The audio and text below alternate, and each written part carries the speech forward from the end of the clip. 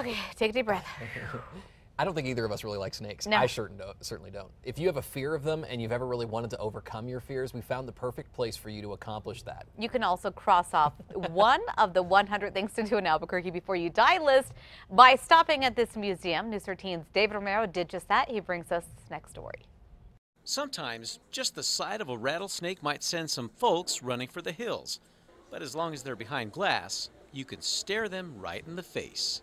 So many people come into the museum and the first thing out of their mouth is, I'm scared to death of snakes, but they're here, they're curious, they're fascinated, and so they come in to satisfy that curiosity.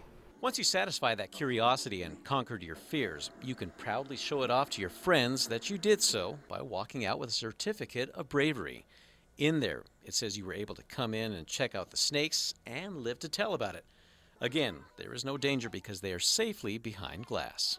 It's a good thing for kids for their scrapbooks or their bulletin boards, and a remembrance for a lot of people, something they did on their vacation. For Bob Myers, he turned his fascination of the snakes into a career as director of the museum, but his life hasn't come without some close calls. Probably the closest was way back in college days. I was checking some traps underground, turned over a board to look for a lizard or a beetle or something that might have fallen into the trap, and this the equivalent of a 2-pound coffee can was full.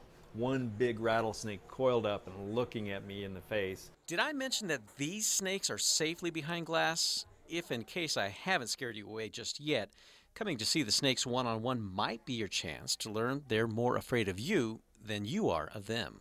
One lesson you learn right away is these snakes are just defensive. They're not aggressive animals. And he was fine with me as long as I didn't poke at him or cause him any more stress. So I consider myself lucky, but the truth is I wasn't in serious danger even as close as I was. David Romero, KRQE This Morning.